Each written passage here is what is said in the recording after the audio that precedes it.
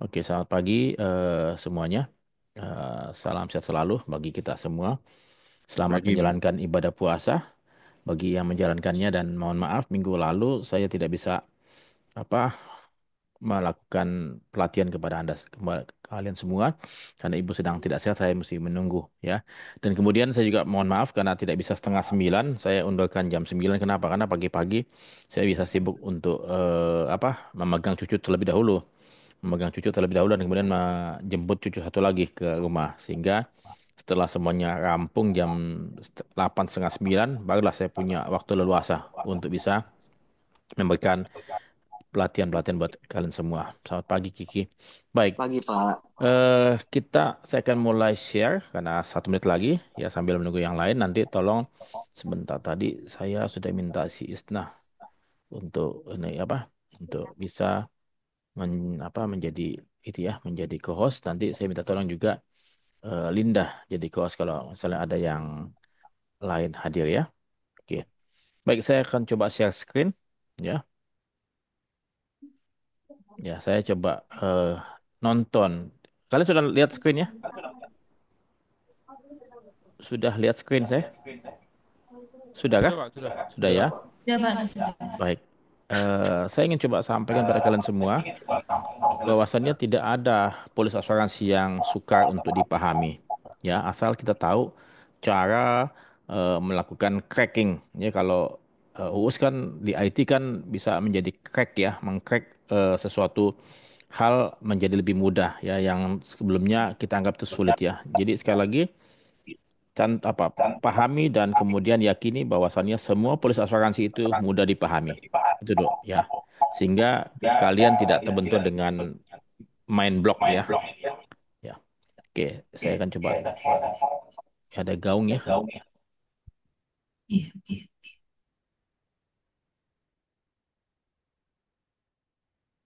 Kalian dengar?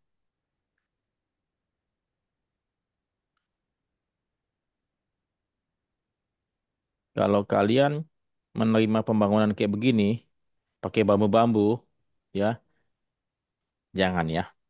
Jangan. Ya, ini mungkin karena di mana, di India atau di mana nih ya. Ya, ini pasti bermasalah dalam polisi air ya. Sehingga pastikan bahwasannya semua perlengkapan peralatan yang digunakan itu proper ya. Saya khawatirnya ini tidak proper sehingga pasti terjadi klaim ya. Ini juga ya, ini bambu-bambu segala macam pasti tentunya apa? Gampang kolaps ya, tidak proper ya. Nah, oke. Ini satu hal yang cukup bagus dari negara Jepang ya. Kita coba lihat ya. Ini dia bangun jalan tol di dalam sebuah apartemen ya, di mana apartemen tersebut sudah dibangun terlebih dahulu.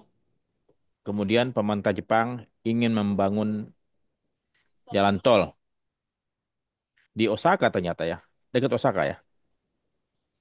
Osaka. Tuh ya. Osaka is Japan's second largest metropolitan area located in the heart of the Kansai region.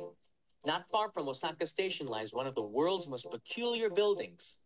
From above, it's easy to see why. But from building level, the Gate Tower building is just ridiculous. Tuh. Jadi namanya TKP Gate Tower There's a Building. story behind this building, but before I get into that, I wanted to go inside the Pemerintah TKP tidak Gate memaksa Tower building and find out what pemilik exactly is tanah on those untuk ground membongkar floors. apartemen tersebut, karena apartemen tersebut sudah ada terlebih dahulu, baru dibangun jalan tol.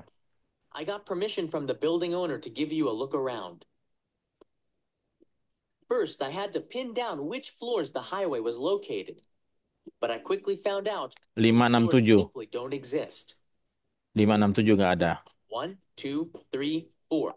The elevator simply doesn't stop on the highway level. In the lobby, you can see it listed though. Floors 5, 6, and 7 are the Hanshin Expressway. But the 8th floor is a conference room, so I asked to take a look from up there. The elevator took me above the highway, and yep, you can see the cars go straight through the building. Ya, jadi pemerintah tidak memaksa From an adjacent building, you can pemilik see that the expressway bangunan curves below untuk my position on membongkar. the eighth floor. Ya, itulah hebatnya apa It pemerintah never Jepang dan actually bangsa enters Jepang the ya. building. It passes through, suspended on a bridge surrounded by a tunnel to prevent noise and vibrations to the surrounding floors. On the fifth to seventh floors is a stairwell, elevator, and some machinery. By the way, the highway is the legal tenant of floors 5 through 7. About 1,500 meters away is Osaka's famous Nah, Umeda kita ke Umeda Skyline, nih ya. with Kita the kemarin ke highest Umeda kan? escalators in the world. Kita lihat ya. From there, you get an amazing view of the city and the Gate Tower building. Ya, kita tadi nggak lihat kemarin nih ya Umeda You're ini probably TKP. wondering why the Hanshin Expressway is passing through the building, right? It's basically a land rights dispute with a sort of happy ending. The property was owned by a business since the early Meiji era, but when Oke. the Jadi ini hebatnya bangsa Jepang ya, bisa membangun tanpa menggusur yang lain yang sudah ada di situ sebelumnya ya. Jadi pemerintah Jepang dan swasta ini bekerja sama dan kemudian kalau kalian lihat eh, begitu rapi ya. Kalau di Indonesia mungkin waktu kalian membangun jalan tol ini, ya jalan apa di atas ini, itu pasti tentunya akan sangat-sangat berbahaya karena ada existing building. Ya pada waktu membangun ini dia punya sebentar. Saya coba pindahkan ya. Membangun ini ya. Ini kan jalan jalan apa highway di atas ya, jalan tol apa semacam itulah ya. Ini kan kanan kirinya padat kan ada bangunan, bahkan ada bangunan dia menembus bangunan di lantai 5, 6, 7 ya. Coba perhatikan ini pun juga bangunan semua. Sehingga pada waktu kata menancapkan tiang panjang ini ya, itu begitu rapi ya. Karena kalau katakanlah kita membangun sebuah CAR ya entah bangun jalan tol atau bangun bangunan ya tentu apa kita pastikan areal yang kita bangun itu siapa aja yang ada di situ apa aja yang ada di situ ya kemudian bagaimana kita membangun tanpa merusak ya tanpa menghancurkan, tanpa menimbulkan kerugian di pihak-pihak lain yang berada di luar lokasi. Ya, kalau tadi misalnya jalan ini, jalan highway ini, ya ini kan melewati, berarti dia menembus dan kemudian apa? Ini existing building, ya existing nih, TPL. Ini TPL itu masuk TPL ataupun existing building, ya. Kalau ini TPL juga, sehingga mereka sangat-sangat betul-betul sangat memperhatikan. Kalau kalian lihat pembangunan MRT di Jakarta, ya di Jalan Tamrin sampai ke Cilandak itu, ya begitu bersih, begitu rapi ya. Tanah merah tidak beleok, jalanan tidak beleok ya. Dan tidak ada apa ya semacam ekses ya. Memang macet-macet, tetapi kemudian mereka sangat rapi, sangat bersih untuk mengerjakannya ya. Berbeda kalau katalah yang membangun tuh, mohon maaf ya, kita punya kontraktor-kontraktor ya itu sangat-sangat sangat-sangat tidak rapi, kotor dan merusak ya. Ya, jadi ini perbedaan bangsa yang maju sama bangsa yang tidak maju. Ya, mudah-mudahan Indonesia bisa ke sana ya. Kita coba lewati lagi yang lain. Nah, kalau kalian lihat ini, kita pernah ke sini ke Shibuya ya. Ini ini yang kita lewat bolak-balik nih ya, Shibuya Crossing ya. Nah, jadi kalau kata nanti bangun jembatan, bangun segala macam ini kan, ini aktivitas orang tetap ada, tetap terjaga kan. Dan ini kalau katalah dia bangun segala macam itu, dia betul-betul memperhatikan, dia tutup blok ini ya, sehingga tidak kotor dan tidak merusak segala macam. Ini mobil-mobil semen yang keluar masuk ya, ya. Dan dia sangat-sangat sangat-sangat rapi. Ya ini mobil-mobil molen ya, beton ya, ngecornya. Jadi mereka arealnya sangat terbatas, tapi mereka betul-betul kerja efektif, efisien. Nah, ini juga Shibuya, ya kita masih bisa beraktivitas, tidak mengganggu, tidak menutup aktivitas orang lain dalam melakukan pekerjaan. Ya, di dalam bawah sini banyak sekali pekerjaan-pekerjaan. Pada waktu kita ke sana pun juga, ya itu masih ada beberapa yang bagian ditutup itu, ya kayak ditutup sini ya, di blok ya, sehingga kita betul-betul mesti memperhatikan. Ya ini bisnis tetap berjalan. Dan kalau kalian lihat, ini kan Jepang nih di Tokyo ini kan sangat-sangat padat, ya, sangat rapat, ya, bahkan sangat sangat sempit ya. Kalau kita pernah makan di sebuah restoran tuh makannya di bawah tanah, di basement ya. Dan mereka betul-betul sangat menjaga apa? apa jangan sampai ada terjadi kecelakaan. Sangat betul-betul mencegah tuntutan pihak ketiga. Ya, kita coba lihat lagi yang lain. Ini malam hari ya, dia ada semuanya ada shiftnya. Mereka tuh kerja tuh, saya pikir kerjanya 24 jam, ya 24 jam. Sehingga apa? Pekerjaannya cepat, ya efektif dan efisien. Kalau Indonesia, mohon maaf ya, kalau saya lihat katakanlah kita pembangunan PAM ini, PAM Jaya ya di berbagai tempat, itu kerjanya apa? Mohon maaf, malas. Sehingga pekerjaannya lama banget, ya. Dan apa ya? Tidak ada pekerja yang 24 jam supaya lebih cepat dan lebih rapid dan tidak mengganggu lalu lintas jalan, ya. Saya khawatir kita punya mental pekerja-pekerja kita nih masih di bawah standar. Ya, mereka tuh sangat berhati-hati jangan sampai terjadi suatu kecelakaan, ya. Dan bersih sekali dia punya itunya. Dan mereka kerja apa? 24 jam. Berbeda di mana di Indonesia yang mohon maaf malas, ya. Dan mereka kalau sudah kerja selesai, udah.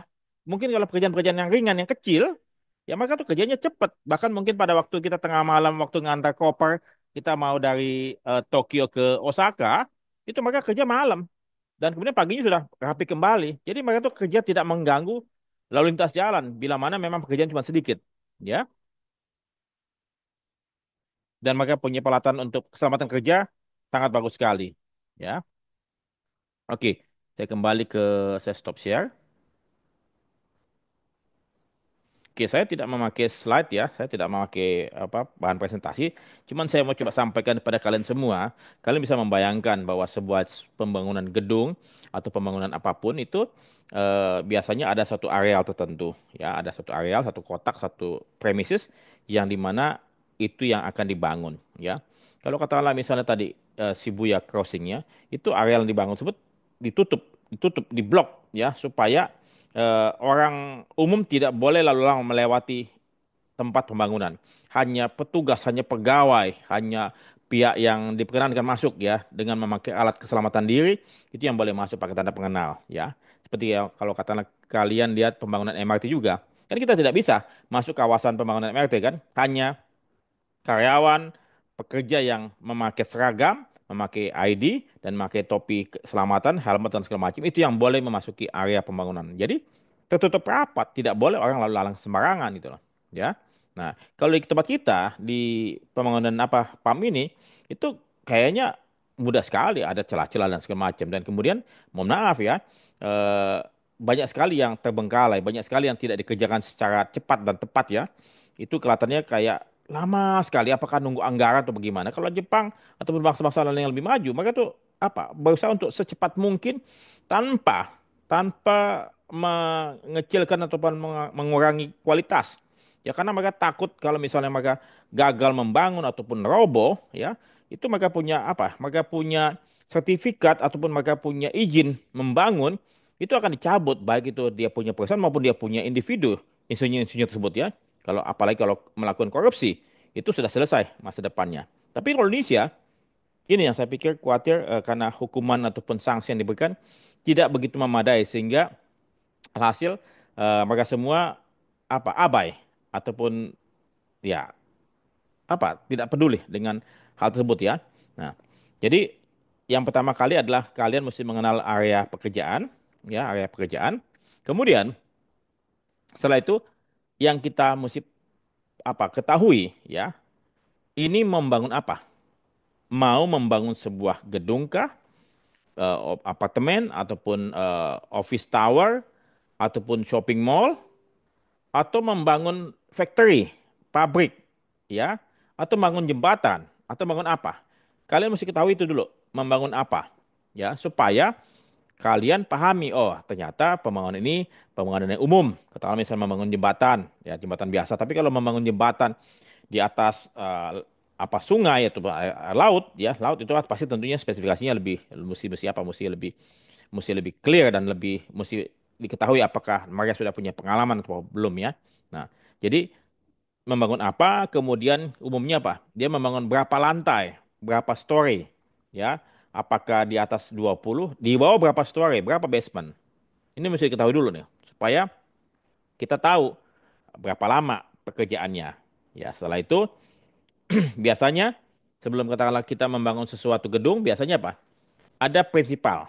Ya, prinsipal ini apa? Siapa yang memiliki project? Katakanlah misalnya contoh, ya contoh nih, misalnya PT Astra, ya Astra ingin membangun gedung, katakanlah gedung Astra di Jalan Jenderal Sudirman. Dia Astra mungkin kalau Astra belum punya perusahaan kontraktor, dia pasti mengundang beberapa kontraktor utama yang besar-besar, katakanlah misalnya Jaya Konstruksi, Total Bangun Persada, ataupun mungkin yang lain ya. Dia undang, ya. Kemudian ya si siapa prinsipal setelah dia diskusi ataupun sudah punya market ataupun sudah punya rencana pembangunan sebuah gedung, ya, punya rencana dan sudah diskusi dengan arsitek ataupun sipil. Nih, saya ingin membangun gedung kantor sebanyak satu buah gedung setinggi 32 lantai misalnya katakanlah ya. Ini spesifikasinya. Nah, kemudian saya minta kalian membuat suatu penawaran. Penawaran berapa biaya pembangunan. Nah, untuk itu saya minta kalian bikinkan apa? Bikinkan bid bond. Ya, bid bond. Ini suatu apa bond ataupun suatu jaminan bahwasannya kalau misalnya kalian menawarkan penawaran kepada saya, kalian ternyata menang dan kalian tidak mau melakukannya, maka saya bisa mencairkan bid bond. Itu dalam surety bond ya. Ini surety bond. Ada hubungannya. Jadi, saya sebagai prinsipal minta kepada Anda semua pihak kontraktor untuk buat bid bond atas nama saya. Ya, jadi kalau kalian menang dan kalian tidak memenuhi kalian punya tugas, kalian gagal ataupun kalian keluar ataupun itu saya bisa mencairkan saya punya Bitcoin tersebut karena waktu yang saya keluarkan percuma ya sia-sia. Nah, setelah itu datanglah penawaran tiga dan atau empat kontraktor ya. Saya lihat tentu saya akan melihat spesifikasi apakah sesuai dengan apa yang saya minta pada waktu apa saya sampaikan dokumentasi tersebut. Saya lihat bukan hanya yang paling murah tentu ya, bukan hanya yang paling murah, tapi saya melihat eh, jangka waktu yang dibutuhkan, kemudian siapa subkon-subkon yang dipakai, ya kemudian saya pun juga melihat reputasi Menkonnya ini bagaimana. Nah, jadi akhirnya saya menyetujui, oke, memenang tender, ya, pemenang tender katakanlah saya sebutkan katakanlah misalnya yang perusahaan kedua, oke, setelah itu yang lain saya tidak pilih, saya pilih yang perusahaan kedua tersebut. Nah, setelah itu eh, biasanya mereka minta apa? Minta down payment, down payment ya. Kan ada termin paymentnya juga kan. Tadi eh, saya memenangkan siapa itu tergantung paymentnya juga. Kadang-kadang mereka minta cuman 20, 30 sekian bulan sampai terakhir berapa. Dan biasanya pas waktu terakhir handed over baru dirilis 100% ya. Berdasarkan itu. Jadi saya sebagai prinsipal mungkin saya punya duit atau mungkin saya pinjam dari bank, ya saya bayar kepada main kontraktor tersebut sebesar katakanlah sebesar sekian. Nah, jadi dialah mulai mengerjakan. Nah, di sini saya minta polis asuransi kepada dia. Ya, nama polisnya polis kontraktor all risk ya, kontraktor all risk ya. Jadi yang mengcover selama jangka waktu tertentu, misalnya katakan pembangunan gedung selama 3 tahun. Nah, selama 3 tahun, kemudian setelah selesai 3 tahun kan ada masa pemeliharaan, ya masa pemeliharaan gedung.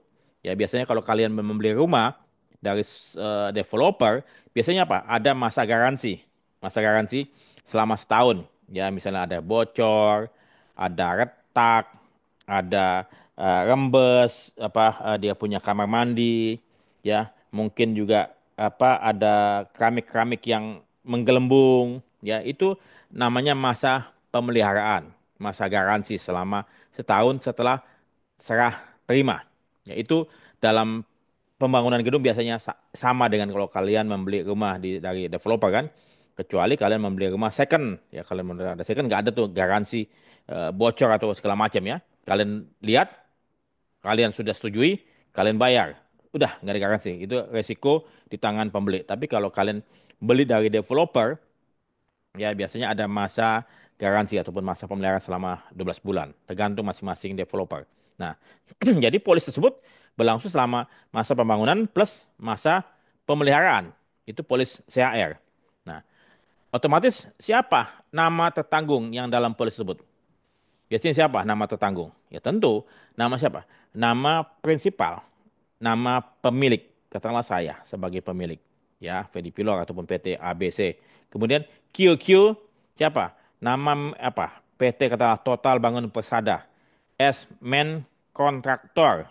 Ya, kemudian apa lagi belakangnya? Karena begitu banyak subkon-subkon, maka ditambahkan and or for their right respective interest atau disingkat FTRRI. Ya, for their right respective ya interest ya. Jadi karena banyak main kontraktor. Nah, kemudian kalian mesti lengkapi dengan berbagai macam klausula-klausula ya. Nah, polisi AR saya akan coba share kepada kalian ya, polisi AR yang saya sudah buka tadi. Bentar. Oke. Ya di sini ya. Kalian lihat ya. Sebentar. Kalian sudah lihat belum? Apakah sudah lihat nggak? Eh, sebentar bagaimana gedeinnya? Gede ini gimana ya? Oke, saya coba gedein ini. Kalian sudah lihat? Halo? Sudah, Pak. Oke. Jadi polisi AR biasanya ada dua section ya. Ada dua section. Ya, dua section. Pertama, dia punya section material damage ya. Material damage atau kerugian material ya. Kedua adalah section 2 adalah apa? Third party liability. Third party liability. Ya. Nah, dua ini ada dia punya sum insured. Ya, uang pertanggungan. Uang pertanggungan misalnya project ini biasanya tadi senilai project berapa? Dia punya nilai pembangun Astra Tower tadi. Misalnya katakanlah let's say katakanlah misalnya contoh 1 triliun. Ya sudah, uang pertanggungannya 1 triliun. Tetapi kemudian kita pahami di Astra Tower tersebut ada showroom Toyota ya yang dimana mereka tidak mau tutup, mereka tetap masih mau buka, ya masih mau buka showroom mereka. Kenapa? Karena itu kan penjualan, jadi tidak mengganggu penjualan. Jadi akhirnya apa? Mesti apa? Ada namanya surrounding property, ya. Berarti ada bangunan ataupun ada aset di dalam premises, dalam location tersebut namanya surrounding property, property milik tertanggung juga, ya milik tertanggung juga yang masuk dalam submiss. Jadi submiss project berapa, surrounding property berapa, termasuk berapa stok-stok mobil di situ masukin dan mungkin bengkel ala perlengkapan bengkel mesti dimasukin jadi sebagai surrounding property. Sementara third party liability itu adalah apa? Pihak ketiga yang berada di luar area. Ya, katakanlah misalnya sebelah kirinya itu ada gedung Kioi Prince, ya Kioi Prince ya. Sebelah kanannya ada gedung kalau tidak salah Dipo Motor, ada gedung Nugra Santana Pacific ya, dia punya gedung ataupun gedung lain. Ya, itu dianggap berapa? Cukup nggak third party liability-nya 500 juta? Kalau misalkan ada gedung yang misalnya roboh salah pembangunan, mungkin 5 juta nggak cukup. Ya, jadi mesti apa? Dinilai berapa estimasi peluang potensi terjadinya kerugian pihak ketiga. Mungkin bisa katakanlah misalnya 10 miliar misalnya, ya 10 miliar ya, third party liability. Nah, third party liability ini ada dua jenis, ya dua jenis.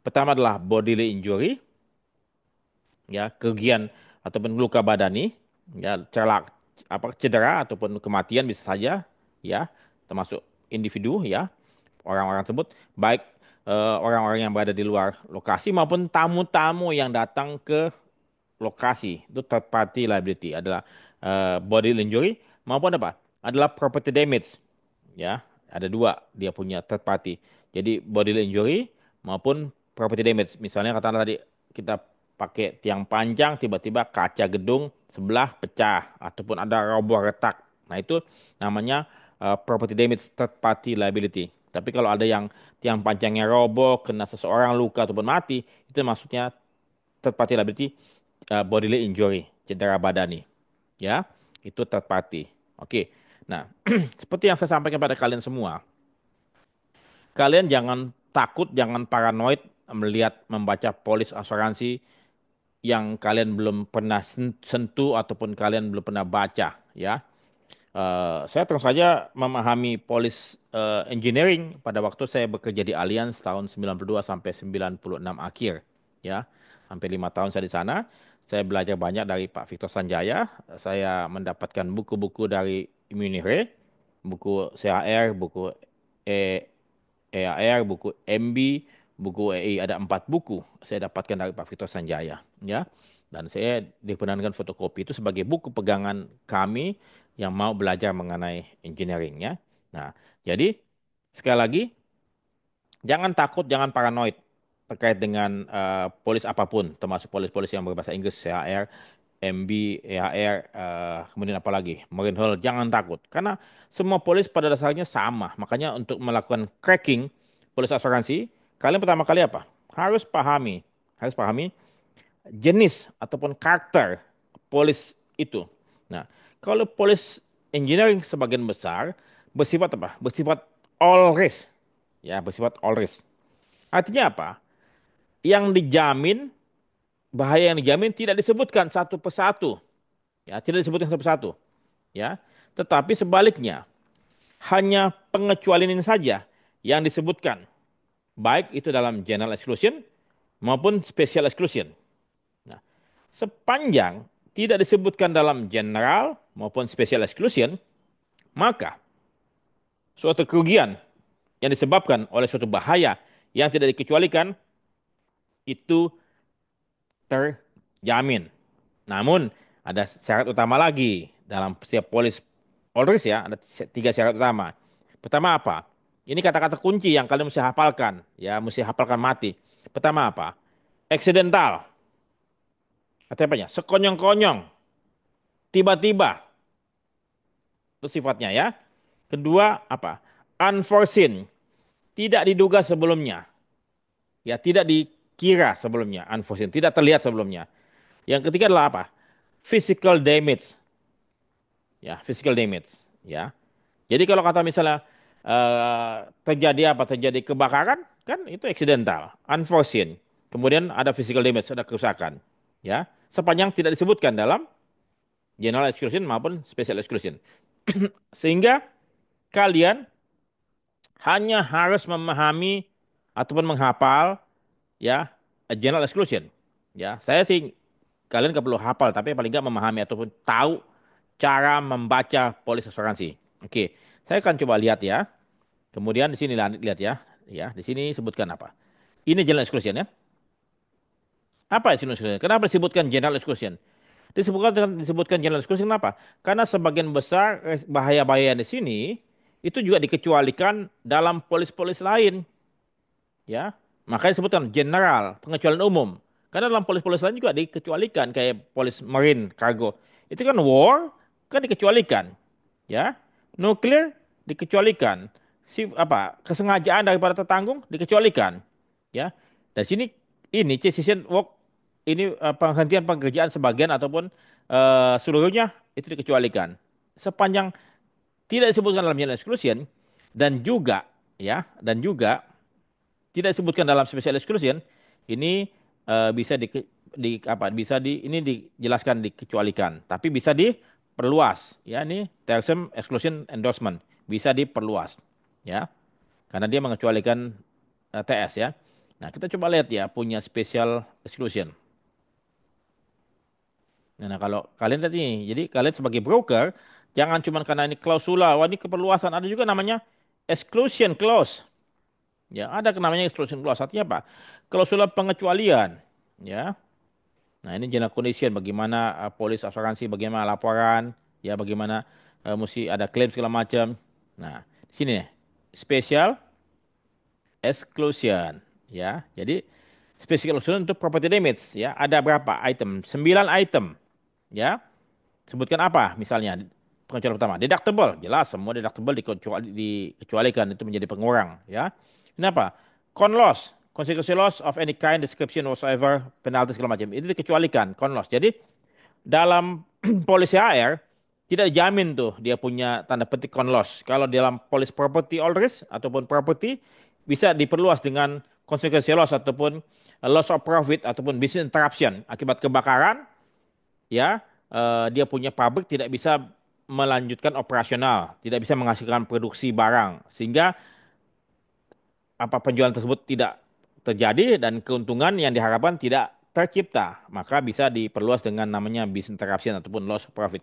Dalam polisi HR, con loss tidak terjamin, ya. Faulty design, ya. Kalau dia ternyata wah bikin gedungnya bukannya mengerucut ke atas, ini malah membesar ke atas kayak piramid terbalik. Nah, ini mungkin kalau misalnya dianggap faulty design, ya itu bisa bisa apa ya? Bisa kayak tadi misalnya dia pakai bambu-bambu. Ini ya salah, salah, salah apa? Salah konstruksi, ya. Nah, the cost of replacement, repair, rectification, material damage, defective material ini tidak jadi jamin. Workmanship, pekerjaan-pekerjaan yang tidak benar ya, ya. But the exclusion shall be limited to the items immediate effect. Jadi, tapi pengecualian ini hanya terbatas pada item yang ter apa terjangkit ataupun yang terjadi. Jadi misalnya begini, contohnya, misalnya eh, ada suatu barang yang defektif material, ya kemudian dia mengalami kerusakan, ya itu nggak dijamin. Tapi kalau material ini ternyata mengakibatkan kerusakan yang lain, ya, maka akibatnya tuh terjamin. Seperti halnya contoh dalam polis property, ya, eh, spesial apa? Ada korsleting, ya, panel listrik, ya. Nah, dalam polis property, panel listrik yang menimbulkan kebakaran, jadi penyebabnya itu panel listrik, ya. Penyebabnya tidak dijamin, tetapi akibatnya kebakaran satu gedung itu terjamin. Ya, makanya dalam polis property kalau katakanlah kalian mau memperluas penyebabnya juga, maka disebutkan apa? Special Electrical Short Circuit. Jadi SSC ya. Dengan tambahan premi nggak? Kayaknya nggak deh. Nggak ada tambahan premi. Ya, hanya perluasan dengan klausula. Nah, kalau ini dia punya penyebabnya tidak, tapi akibatnya terjamin. Ya. Kenapa? Wear and tear juga jelas nggak dijamin ya. Mechanical, electrical breakdown dari seban. Ini artinya apa? Tidak dijamin kalau masalah MB. Berarti apa? Ada polis khusus untuk MB. Ya. Kemudian apa lagi disebutkan? Loss or damage to the vehicle license. Ya, to general road. Artinya apa? Ada polis motor vehicle sendiri yang khusus. Ya. Kemudian apa lagi di sini? Loss or damage to files drawing. Jadi kehilangan dokumen-dokumen pada waktu di kantor, katakan misalnya dia eh, kantor proyeknya ada di site, ya ada di site ya, ada di lokasi. Kemudian tiba-tiba terjadi kebakaran di gedung apa? Di gedung kantornya dia, kebakaran dan semua dokumen-dokumen hangus. Ini nggak terjamin, nggak dijamin ya, atau dikecualikan. Kemudian ada kehilangan pada saat dilakukannya apa? Inventory, ya. Jadi kadang-kadang kan di dalam site itu ada stok semen, stok bahan baku, stok perlengkapan lah. Biasanya main apa subkon itu dia punya apa taruh dulu kan nggak mungkin kalau misalnya mau bangun gedung, oh semennya kurang beli dulu ke material enggak. Maka sudah biasanya kirim semen ratusan satu apa truk masuk ya. Nah, itu dimasukin semua kan, masukin ke site ya. Nah, ini kan masuk uang pertanggungan. Nah, ternyata pada waktu dia mencari sesuatu ya ataupun pada saat inventory kok kemarin ada 500 item kok sekarang cuma tinggal 400 item. 100-nya mana? Nah, kehilangan-kehilangan ya yang didapati pada saat inventarisir itu tidak dijamin. Ya, tapi harus diketemukan pada saat apa? Kejadian, misalnya kejadiannya semalam ada apa? Gembok rusak ya, ada kerusakan, ada pintu masuk dijebol, dan kemudian apa? Diketahui ada kehilangan 100 unit item. Nah, itu baru bisa terjamin ya dalam polis CHR. Nah, ini yang dikecualikan dalam section 2, section 1. Ada nggak section 2? Nah, nah, disebutkan nih special exclusion to section 2, third party liability. Ya. Apa pengecualian ini disebutkan? Deductible jelas, dikecualikan deductible. Kemudian biaya-biaya expenditure include doing recording and making good repairing. Jadi dikecualikan juga. Jadi ini pihak ketiga yang mau melakukan apa? Melakukan apa perbaikan-perbaikan ataupun repairing ya. Itu tidak dijamin ya. Tapi kemudian anything covered apapun yang terjamin dalam section 1 ya. Berarti itu bukan section 2 ya. Sebutkan lagi. Damage to any property or land or building caused by vibration of removal awakening. Jadi kerugian atau kerusakan properti akibat apa? Akibat vibrasi ataupun pemindahan ataupun weakening of the support or injury or damage. Jadi ini dikecualikan. Jadi misal katakanlah dia pakai vibrasi atau segala macam pekerjaannya, kemudian tiba-tiba ada getaran, kemudian menimbulkan pecah segala macam. Ini dikecualikan. Ya mungkin karena terlampau besar, dia punya potensi kerugiannya, maka ini dikecualikan. Bisa nggak dijamin? Bisa aja, tinggal negosiasi kepada perusahaan asuransi. Ya. Nah disebutkan lagi liability consequent upon. Ya sebutkan nih. Ya. Sebutkan apa? Bodily injury, ya, atau illness of employees. Jadi cedera badan ataupun sakit daripada karyawan ataupun pekerja dari kontraktor ataupun dari prinsipal. Artinya apa? Itu tidak bukan third party. Itu artinya apa? Itu bagian daripada tertanggung atau bagian daripada main kontraktor. Mesti dipakai apa? Pakai BPJS ke apa? Ketenaga kerjaan ataupun pakai BPJS kesehatan. Selama mereka bekerja di situ, misalnya tiba-tiba mati, ya dia bukan third party, dia pekerja, ya pekerja bangunan. Maka perlu apa? Perlu namanya workman compensation, ya WCA, ataupun pakai tadi personal accident juga bisa, ataupun BPJS ketenaga kerjaan juga bisa, ya. Jadi itu bukan third party kalau orang yang bekerja buat kontraktor ataupun orang dalam, ya itu bukan third party, ya. Dan apalagi loss or damage to property belonging held custody in control kontraktor. Jadi barang-barang yang dititipkan ke kontraktor itu bukan third party. Ya itu miliknya apa? Walaupun milik orang lain tapi kontraktor yang menjaga, itu bukan dianggap sebagai bukan third party, ya. Itu masuk ke dalam kita punya sum insured existing surrounding property ataupun stok apapun ya kita mesti sebutkan di luar nilai kontrak pembangunan. Ya, kemudian any accident caused by vehicle license or ini. Jadi kalau kata misalnya ada mobil mobil tamu ya masuk ke lokasi project, kemudian tiba-tiba ketiban batu dari atas, penyok. Nah, ini tidak dijamin ya. Jadi sebutkan any accident caused by vehicle license for general road use ya. Jadi mobil umum, kenapa? Karena ada dianggap sebagai motor vehicle ya yang ada di lokasi, kecuali batu tersebut dari bangunan mencelat keluar area kemudian kena atau kren tersebut ya jatuh kemudian meniban di luar area, ada mobil di jalan raya. Nah, itu masuk third party ya. Kenapa? Karena di luar area. Kalau yang kita bicara di sini third party adalah yang di luar apa? Di dalam area yang motor vehicle ya. Itu. Oke. Kemudian any agreement by the insured to sum. Jadi nih, any agreement ya by the insured to pay sum. Jadi apa? Ini sudah dijanjikan. Jadi tertanggung menjanjikan kalau misalnya ada sesuatu maka gua bayar dulu, nggak bisa ya. Namanya suatu liability tidak bisa dijanjikan terlebih dahulu. Ini any agreement ya. Oke, jadi saya mau coba tegaskan lagi. Any accidental cost by vehicle license for general use ya. Nah, di sini menjadi suatu apa? Suatu pertanyaan lagi. Tadi third party liability semestinya apa? Ada di luar area. Ada di luar area. Kata tadi Astra International di Jalan Nasional Sudirman ya. Ya, di luar area. Tapi kalau kata misal tadi ada kren yang tumbang yang sampai keluar dia punya tiangnya ke jalan raya dan menimbulkan kerugian pada mobil-mobil yang lewat di jalan raya, apakah mobil tersebut yang di jalan raya tersebut tidak dijamin dalam TPL? Kalau menurut saya terjamin. Tapi kalau di sini sebutkan any accidental cost by vehicles license for general road use, ya tentu pasti si pihak ketiga yang memiliki mobil tersebut yang ada di jalan raya umum, kemudian tiba-tiba ketiban dia punya crane ataupun ada material yang jatuh dari gedung dan menimbulkan kerusakan, kaca pecah ataupun penyok, dia punya kapasit, maka dia berhak menuntut dan menurut saya terjamin dalam third party liability, ya. Tapi saya nggak tahu di sini kenapa any accident caused by vehicle license for general road use. Mungkin mobil-mobil yang berada di dalam area ya, mungkin mobil tamu yang berada dalam area lokasi premises ya. Itu yang menurut saya lihat ya. Tapi saya sendiri belum pernah punya kasus ya. Oke. Nah, ini spesies-spesies condition yang kalian mesti baca. Jadi tidak ada sesuatu hal yang sulit untuk kalian pahami dalam hal setiap polis asuransi. Nanti minggu depan saya akan coba bahas mengenai marine hull ya. Oke, itu dari saya terkait dengan CHR.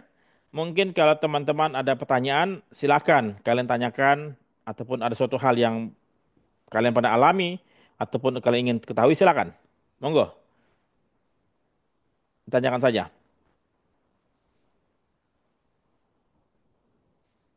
Halo, Pak. Ya, silakan, Us. Pak, itu untuk resiko karena getaran segala macam, itu perluasannya itu kena charge atau hanya dilekatkan klausul tambahan aja, Pak? Ya, oke, terima kasih, Us. Eh, semestinya ya namanya pekerjaan kan, misalnya ada getaran ya. Ya, getaran ini biasanya kan eh, menyangkut masalah kerusakan-kerusakan properti di sekelilingnya ya. Nah, getaran ini bisa saja karena kita pakai hammer piling ya, hammer piling ya. Kan kalau saya pernah waktu saya kuliah tahun 87 tuh pada waktu pembangunan gedung Trisakti di kereta apa tuh, saya malam-malam kuliah dengerin toing, toing, toing, kan itu getaran terus kan. Nah, apakah itu ada tambahan premi? Ya semestinya sih kalau semakin besar dia punya apa? Dia punya risiko, ya tentu, dan kemudian potensinya ada pihak ketiga akan ada tambahan premi. Tapi kalau katakanlah misalnya dianggap itu jauh dari, maksudnya dari pihak ketiga, ya karena arealnya luas, ya sehingga kalaupun katakanlah misalnya dia punya getaran yang masih ada tapi tidak terlampau banyak, tidak terlampau besar, maka mungkin akan di waive ataupun akan ditambahkan. Dia punya klausula perluasan akibat getaran tapi tanpa adanya tambahan premi. Itu tergantung negosiasi, Us. Ya, tergantung negosiasi. Gitu, Us. Baik, Terima Pak. kasih, Us. Terima kasih. Ada yang lain? Silakan. Jangan takut ya, jangan takut bertanya, jangan takut membahas polis asuransi. Silakan. Siapa yang pernah menangani bisnis CHR? Yudi?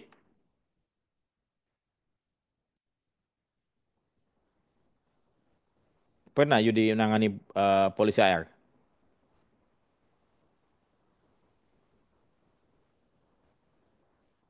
Di Surabaya ada nggak polis CHR? Vibrasi itu Pak, Hah? vibrasi itu Hah? kadang-kadang kan ada TPL yang aji mumpung Pak, ada rumah-rumah tinggal di sekitar konstruksi bangunan tuh. Iya. Kita bisa ngelihat itu adalah retak rambut atau yang ini biasanya retak rambut ya dia klaim juga Pak. Jadi buat kasih eh, penjelasan bahwa klaim ini ditolaknya seperti apa Pak, biar biar bisa diterima oleh masyarakat gitu, oleh TPL terutama. Oke, thank you, Yud. Ya, jadi seringkali memang orang Indonesia itu kan aji mumpung ya. Tidak apa ya, padahal sebetulnya itu bukan kerusakan yang tiba-tiba, tetapi sudah ada sebelumnya ya. Dan kemudian memang dia punya bangunan pun juga bangunan yang maaf, tidak tidak proper lah ya, tidak proper ya, sehingga ada pembangunan gedung di dekat rumahnya ya. Dia bilang gua punya rumah retak nih akibat lu punya gedung ya, dituntutlah rame-rame ya, apalagi kalau misalnya RT-nya RT preman ya, dia koordinir sekian banyak warga, bikin tanda tangan, kumpulkan, kemudian dia memblokade area pembangunan gedung ya. Ya. Nah ini yang sering kali terjadi ya, makanya karena mentalitas orang kita yang tanda petik mengambil keuntungan dengan suatu kondisi yang ada di sekitarnya, padahal retaknya sudah lama dan mungkin kondisi bangunan tadi saya bilang tidak layak atau tidak proper, akhirnya ya sudah. Nah, kemudian untuk dapat membuktikan bahwa itu adalah dampak akibat pembangunan gedung atau tidak, ya kita coba lihat ya, kita coba lihat ya. Ya. Nah, itu dia punya lokasi areal tersebut ya, katakanlah kotak ya. Kemudian dia punya titik pembangunan tersebut di mana, dia punya tiang pancang ataupun boring piling segala macam ada di mana ya. Kalau katakanlah misalnya oke, tadi kita pakai boring piling ya, bore piling tentu dampaknya sangat minim ya. Mungkin juga mendekati angka nol kalau bore pilingnya tuh sangat bagus. Buktinya pada waktu katakanlah kita Jepang membangun apa MRT tersebut kan kanan kirinya gedung perkantoran tersebut kan nggak terlampau jauh kan di bawah itu ya, tapi karena dia punya sistem bornya bagus sehingga getaran ataupun vibrasinya minim bahkan mungkin mendekati nol ya. Nah sekarang perlu perlu apa? Perlu suatu kajian. Oke, tadi di lokasi ini yang mengalami kerusakan rumah-rumah tersebut, apakah misalnya bangunan-bangunan yang langsung berhadapan, yang berdekatan dengan batas batas tembok pembangunan gedung tersebut, atau justru sebaliknya bangunan-bangunan yang sebelah sana yang agak jauh arealnya.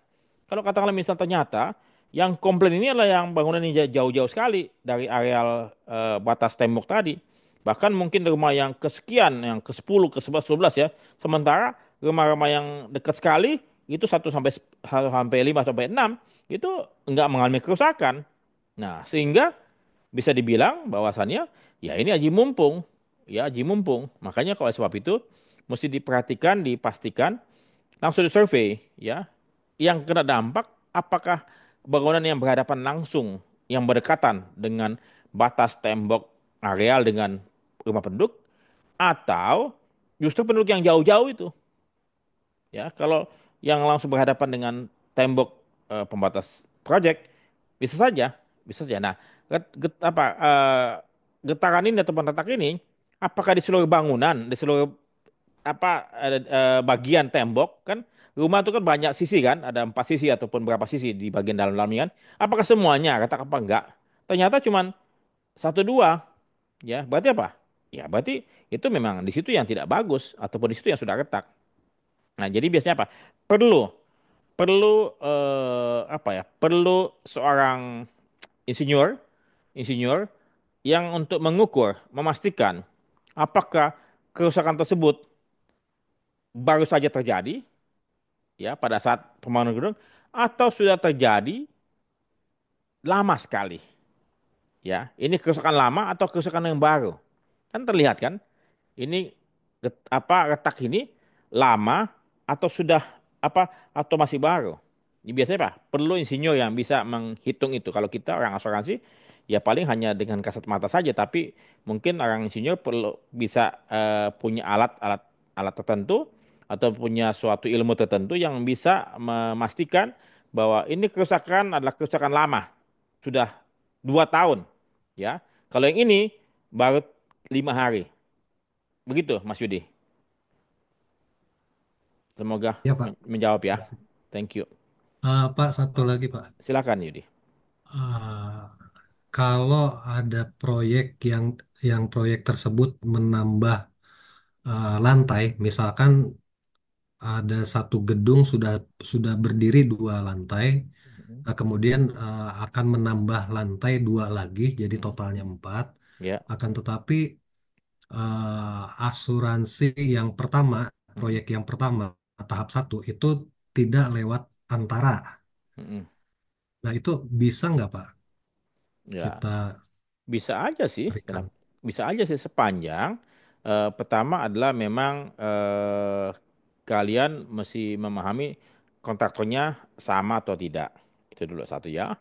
Kemudian konstruksi bangunan yang sudah ada itu, ya, apakah memang fondasinya ataupun tiang-tiangnya, bahan-bahan material tersebut, ya, memang disiapkan untuk 4 lantai atau berapa lantai, ya? Karena terus saja untuk membangun bangunan 2 lantai sama 4 lantai itu kualitas spesifikasi teknisnya, entah dia punya besi-besinya mesti pakai besi yang mungkin katakanlah di atas 10 atau di atas 12, ya, kemudian berapa titik eh, tiang-tiang tersebut mesti ada ya karena semakin tinggi tentu titik itu mungkin semakin banyak atau mungkin dia punya kolom-kolom dia punya tiang itu mungkin lebih besar dibandingkan cuma 2 lantai. Jadi kita mesti panggil insinyurnya, mesti panggil kontraktornya. Apakah Carly coba mana spesifikasi yang lama, ya? Coba lihat dia punya pekerjaan yang lama. Lihat emang apakah sudah kalau kontraktor yang sama nyambung, ya mungkin gak ada masalah. Takutnya begini loh, takutnya begini. Kalau ternyata dia punya pondasi tidak disiapkan untuk 4 lantai, cuman hanya mencukup 2 lantai, tapi kemudian dipaksakan sampai 4 lantai, sehingga apa? Titik-titik ini tidak kuat menyanggah 4 lantai bangunan tersebut. Sehingga apa? Akhirnya roboh. Artinya apa? Ini faulty design. Kesalahan kesalahan desain, kesalahan konstruksi dari awal. Jadi pastikan bahwasannya segala sesuatu yang ada dalam bangunan tersebut awalnya memang sudah dipersiapkan untuk membangun tadi 4 lantai. Nah, ini mesti ada kajian teknis. Ya, karena kembali lagi sekali lagi, saat ini kan kalian sudah punya AI ya, tanyakan aja berapa meter persegi bangunan tersebut dibangun, ya. Kemudian untuk bangun 2 lantai, berapa kedalaman pondasi yang perlu dipasukkan, ya. Kemudian kalau 4 lantai berapa titik berapa pondasi, berapa kedalaman pondasi. Kemudian berapa titik kolom yang harus dipasang, ya. Kalau semakin luas dia punya bangunan, semakin lebar, panjang lebar, berarti apa? Bukan cuma di samping-samping saja, mungkin juga di tengah-tengah mesti dipasang titik-titik kolom itu kan, ya. Semakin panjang, semakin luas penampangnya, semakin banyak titik-titik kolom yang mesti dipasang, ya. Sehingga apa? Tidak roboh. Kalau mungkin gedungnya mungkin let's say bangunan 3x3 mungkin ya kanan kiri aja, tapi kalau di sampai 10x10, ya 10x10 berarti kan panjang. Apakah di tengahnya perlu dipasang apa enggak? Ya lihat lagi ini kolomnya bagaimana. Bagaimana dia punya sambungan antara kolom titik sini gitu loh. Itu apa? Insinyur yang mesti memahami sipil ya. Kalau kita orang asuransi ya tidak paham itu ya. Makanya tanyakan kajian daripada teknis. Jadi begini. Saya mau coba sampaikan kepada kalian semua ya. Saya pernah menjadi saksi ahli di sebuah klaim machinery breakdown. Ya, saya coba bagikan kepada kalian semua ya. Klaim machinery breakdown. Ya, ini polis engineering ya, polis engineering ya. Kemudian si nasabah mengajukan klaim. Ya, katanya ini mesin ini mengalami rusak, pecah mesinnya. Dia punya rotor atau dia punya gulungan besi ya yang muter terus ya. Ini pecah, rusak ya. Nah, kemudian ditanyakan apakah ini terjamin atau tidak. Saya sampaikan kepada para arbiter yang ada di sana, saya sebagai asuransi tidak paham apakah itu dijamin atau tidak. Tapi yang pasti, polis MB ya menyatakan bahwasannya segala sesuatu yang tidak dikecualikan sepanjang itu bersifat eksidental, ya, kemudian unforeseen dan physical damage itu terjamin. Tapi kalau dia ternyata mengalami wear and tear, dipakai terus-menerus, lama-lama aus dan kemudian pecah, maka itu tidak terjamin karena memang sudah masanya mesti diganti. Atau juga mungkin karena perawatannya kurang. Katakanlah misalnya olinya kurang kurang apa? Kurang pas ataupun kurang nggak diganti tepat waktu. Ya, itu bisa ada human error kan, bad workmanship kan. Nah, jadi kalau saya sebagai orang asuransi tidak paham apakah itu akibat wear and tear, sehingga apa? Mesti ada seorang insinyur ataupun memanfaatkan jasa laboratorium mesin ya atau mungkin pabrikan ataupun manufakturnya. Coba bikinkan kajian teknis. Apakah mesin tersebut rusak akibat wear and tear atau salah pengoperasian atau sebab lain? Ya, tapi yang pasti saya sampaikan kalau tidak bersifat unforeseen, accidental sama physical damage, ya itu tidak dijamin. Ya, tapi kembali lagi, lihat lagi, kenapa dia punya itu. Jadi saya sampaikan begitu. Kita walaupun orang tidak paham mengenai kapal, ya, tidak memahami tentang mesin ataupun sipil ataupun yang lain, kita yang paling penting apa? Kita memahami kondisi polis asuransi itu dulu. Dan memang kita perlu kerjasama dengan ahli-ahli tersebut. Kata misalnya kita misalnya sakit, emang kita tahu ini pasiennya sakit akibat sakit ini, kan nggak tahu. Yang tahu siapa? Dokter. Karena mereka lah yang belajar mengenai tubuh manusia, mengenai penyakit dan penyebab-penyebabnya. Jadi, apakah itu terjadi atau tidak? Kita tanya kepada orang ahlinya, ya. Apakah ini akibat apa? Apakah ini akibat ini atau akibat ini? Oke, kalau akibat ini, maka menurut saya sebagai orang asuransi ini tidak dijamin atau ini dijamin. Kenapa? Karena kondisi polis menyatakan itu. Begitu. Sementara Yudi, Ya, Pak. Makasih, Pak. terima kasih. Oke, apakah kalian masih ada pertanyaan? Silakan. Pak, mau nanya Pak. Silakan, Fakri. Pak terkait faulty design itu Pak. Hmm, Jadi sebenarnya kalau misalkan ini dari pihak pemilik gedung ini misalkan dia tidak tahu lah intinya itu gedung udah jadi ya kan. hmm, Nah terus tiba-tiba terjadi kayak semacam angin topan gitu, hmm, angin puting beliung. hmm. Lalu ada beberapa bagian sisinya itu yang eh, ter apa sih Angkat, terbongkar. terangkat atau Ah, termental gitulah Pak. Intinya mm, gitu. mm, Nah, ternyata pada saat kita lokasi ke sana, terus mm, diskusi dengan pihak vendornya yang kebetulan memang dia yang membangun, merancang itulah intinya. mm. Pada saat gedung itu terbangun. Nah, dapat info ternyata bahwa apa yang dibangun dengan yang didesain itu nggak sesuai, Pak. Oke. Gitu. Jadi eh, kalau kita lihat ini ada semacam ada tidak kesesuaian antara pembangunan dengan desain itu, Pak. Mm-mm. Apakah itu bisa diklaim atau kita kembalikan kepada kontraktor? Ditulis, Pak. Oke, thank you, Fahri. Jadi ada info terjadi ketidaksesuaian apa yang didesain dan apa yang dibangun. Ada info. Bisa nggak dibuktikan info tersebut? Itu satu ya. Kalau misalnya ada, coba lihat dokumentasinya. Nah, apakah semua yang didesain tersebut harus dibangun sesuai dengan yang didesain? Semestinya ya. Ya semestinya ya. Tapi bisa saja itu terjadi perubahan karena ada permintaan daripada prinsipal ya. Katakanlah misalnya saya ingin membangun gedung ini atau membangun bagian-bagian ini, kemudian tiba-tiba saya bilang sama kontraktor, tolong dong, yang ini bisa nggak kamu ganti yang kayak begini-begini gini. Ya, sepanjang itu disetujui oleh prinsipal dan kemudian si pihak sipil, baik Pak ini begini-begini disampaikan. Ada perubahan-perubahan, mungkin tambah biaya ataupun ada pengurangan biaya, tapi mungkin ada spesifikasi yang mesti diganti dan segala macam. Ya, jadi bisa saja apa yang didesain dengan apa yang dibangun itu tidak sama, ya ataupun terjadi perubahan sedikitnya. Nah kemudian masalah faulty design ini, ya artinya apa? Bukan masalah ketidaksesuaian apa yang didesain dengan apa yang dibangun, tetapi lebih kepada apa?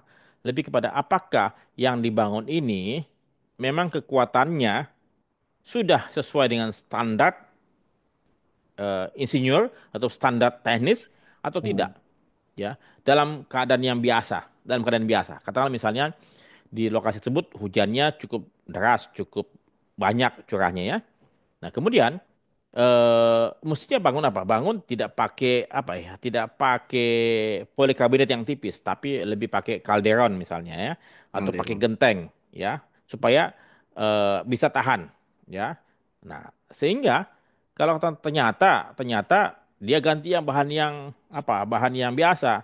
Nah, tiba-tiba ada angin yang kencang sedikit dan kemudian tiba-tiba dia punya ini rusak semua terangkat. Sementara sementara bangunan-bangunan lain tetangga-tetangga sebelah nggak ada apa-apa, cuma dia doang yang mengalami kerusakan. Artinya apa? Berarti anginnya cuma biasa, tapi lo yang konstruksinya lo yang nggak bagus, lo yang kurang. Jadi kita lihat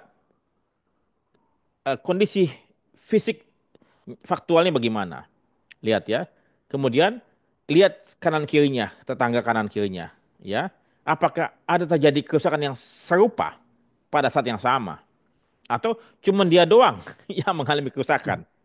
Yang kemudian kita temukan ternyata dia punya spesifikasi bangunan tersebut tidak memadai ya pada keadaan yang mungkin BMKG bilang enggak ada kok angin puting beliung, tapi kecuali ada dari BMKG bahwa memang terjadi puting beliung.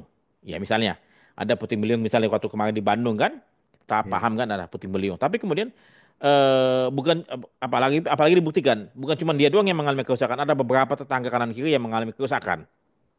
Itu artinya firm, noted bahwa memang puting beliung dan kemudian konteksnya dia memang sudah memadai. Tapi kalau katakanlah tadi ada puting beliung, cuman dia doang yang mengalami kerusakan, tangga kanan kirinya tidak, bisa saja puting beliungnya hanya lewat sama dia doang. Cut, habis kabur kabur lagi puting beliungnya, ya. Atau tetangga kanan kirinya memang hoki ataupun beruntung karena cuma sebagian kecil dikena kena angin ya, kena sisinya doang, sementara dianya kena pusaran pusatnya. Jadi ada banyak hal yang kamu mesti cari tahu. Pertama tadi faktualnya bagaimana, spesifikasinya kamu bisa minta kepada analisa teknis dari insinyur lain. Ya kan dia sudah punya insinyur. Kita kan bisa minta kan mungkin pakai adjuster. Adjuster coba tanyakan kepada insinyur. Ini betul nggak spesifikasi? Kan ini ada apa? Adu ilmu, adu argumen berdasarkan teknis yang mereka miliki masing-masing. Ya. Dan bisa dibuktikan mana yang benar. Kalau dibilang misalnya kalau tertanggung tentu insinyur bila mengatakan ini sudah sesuai dengan faktual, sesuai dengan apa? Sesuai dengan kajian teknis, sesuai dengan ilmu teknik. Tapi kalau insinyur yang lain menyatakan demikian, ya ternyata ilmu lu salah. Yang ini benar nih, kayak gitu. Jadi begitu Fahri. Jadi mesti di banyak faktor yang katakanlah mesti diperhatikan, ya. Baik, Pak. Makasih, Pak. Thank you. Ada yang lain yang punya pengalaman ataupun pengen tanya terkait dengan CHR? Karena tidak ada yang sulit untuk belajar asuransi. Monggo. Satu lagi Pak. Silakan, Us. Tiga lah, empat Pak, lagi juga boleh. misalnya nih Pak, dalam proses maintenance period Hmm, ternyata jadi klaim. hmm, Nah, itu kan perlu ada pengerjaan lagi tuh Pak. hmm. Nah, kebetulan kan maintenance period kan waktu terbatas Pak, antara Ya, 6 bulan atau setahun. setahun tergantung di Ya. polis. Hmm. Nah, itu perlu exchange period atau gimana Pak? Oke. Thank you, Us. Jadi gini, saya mau coba jelaskan. Terima kasih, Us. Kamu udah mengingatkan saya untuk dapat menjelaskan mengenai maintenance period ya. Oke. Jadi kalian coba bikin suatu garis lurus ya. Bikin garis lurus. Katakanlah garis lurus ini sampai dengan 48 ya. Jadi katakanlah 0 sampai 36 ini masa pembangunan, 36 bulan ya. 3 tahun masa pembangunan. Kemudian dari 36 bulan ke 48 bulan ini adalah masa pemeliharaan. Oke. Nah, ini yang saya mau coba sampaikan. Tadi karena Uus menanyakan apa yang saya pahami, ini ilmu lama ya, yang saya coba gali kembali dalam saya punya benak ya. Maintenance period tersebut yang standar, ya, maintenance period yang standar tadi 12 bulan ya, itu terjamin, terjamin bila mana, ya, terjamin bila mana ya kerusakan itu ada di sini, tapi penyebabnya di 36 bulan ini. Kayak misalnya begini, kayak tadi kalian beli rumah, ya, kemudian kalian belum tinggali, ya, kemudian retak atau bocor, ya, berarti apa? Kan selama masa pemeliharaan kan tidak ada pekerjaan kan, tapi sudah bocor, artinya apa? Ini bocor rumahnya akibat apa? Akibat pekerjaan di tadi masa pembangunan selama 36 bulan. Nah, yang dijamin dalam masa pemeliharaan tersebut standarnya adalah kerusakan-kerusakan yang terjadi selama masa pemeliharaan tadi 12 bulan yang diakibatkan apa? Akibat pekerjaan yang selama tiga tahun ini. Ya, mungkin selama 3 tahun ini dia punya materialnya kurang ataupun dia punya semen kurang tebal ataupun dia punya bahannya gentengnya ternyata sudah pecah dipasang. Ya, nah jadi kerusakan tersebut terjadi di masa pemeliharaan tapi akibat pekerjaan yang dilakukan selama 3 tahun ini. Nah, itu namanya masa pemeliharaan yang standar. Nah, kemudian bisa saja selama masa pemeliharaan tersebut yang tadi 12 bulan ada pekerjaan-pekerjaan tambahan. Tadi misalnya rumahnya bocor, ya. Si kontraktornya datang lagi dong, betulin rumah yang bocor kan? Nah, ternyata pada waktu betulin genteng yang bocor, terjadi kebakaran, ya, akibat dia memakai listrik segala macam. Nah, maka apa? Itu nggak terjamin, ya. Kenapa? Karena kejadiannya selama masa pemeliharaan, ada pekerjaan. Nah, untuk dapat menjamin peristiwa-peristiwa yang dikerjakan selama masa pemeliharaan, maka harus ada namanya extended maintenance period, ya, extension maintenance period ya. Ya, jadi extended maintenance period ini artinya apa? Juga menjamin pekerjaan-pekerjaan yang dilakukan selama masa pemeliharaan dan mengakibatkan kerugian, ya. Nah, kemudian kalau tadi masa pemeliharaan, jadi ada dua model ya maintenance period ya. Tadi maintenance period standar adalah kerugian-kerugian yang terjadi di selama masa pemeliharaan, tapi akibat pekerjaan selama masa pembangunan, ya. Kemudian extended maintenance period ini adalah kerugian-kerugian yang terjadi selama masa pemeliharaan akibat pekerjaan selama masa pemeliharaan itu sendiri juga. Jadi pekerjaan ada di masa pemeliharaan dan mengakibatkan kerugian di masa pemeliharaan. Ya. Nah, kemudian setelah masa pemeliharaan tersebut selesai, 36 bulan plus 12 bulan, sudah selesai, kemudian apa? Ternyata masih ada, masih ada pekerjaan yang belum selesai oleh pihak kontraktor. Belum selesai nih. Maka apa? Maka wajiblah kita sebagai broker ya untuk menanyakan kepada prinsipal ataupun kepada main kontraktor ya walaupun sudah handed over ya, sudah serah terima ya. Tapi masih ada ternyata masa pemeliharaannya masih belum selesai, masih ada pekerjaan-pekerjaan yang belum tuntas. Tanyakan berapa lama lagi betulin genteng, ataupun betulin lantai, ataupun betulin apapun ternyata drainasenya ataupun dia punya sprinklernya belum beres. Berapa lama lagi kamu perlu waktu? Pak, kami perlu waktu 3 bulan lagi untuk pengerjaan perapian ini, Pak. Oke, jangan bikin 3 bulan. Kalau bisa tambahkan lagi sampai 4 atau 5 bulan. Kenapa? Karena takutnya itu meleset lagi 3 bulan, tambah lagi premi. Ya kalau bisa ya tambahkan aja 6 bulan. Dia minta 3 bulan, ditambahkannya 6 bulan. Supaya apa? Supaya dia punya period maintenance-nya masih bisa tercover kalau ternyata dia ada molor lagi pekerjaannya. Begitu. Jadi kalian mesti pahami, terima kasih Us, ada 2 jenis maintenance period. Standard maintenance period yang dimana kerugian tersebut terjadi di selama masa maintenance tapi akibat dari pekerjaan selama pembangunan. Kemudian namanya extended maintenance period, kerugiannya selama masa pemeliharaan dan peristiwanya diakibatkan terjadi di apa? Di masa pemeliharaan akibat pekerjaan. Begitu. Us, terima kasih Us. Ya, Pak. Ini belajar ngulang saya, ulang belajar ya. Pokoknya saya coba berusaha untuk menggali apa yang saya pahami sebelum-sebelumnya selama saya bekerja di industri. Ada lagi yang mau tanya? Silakan.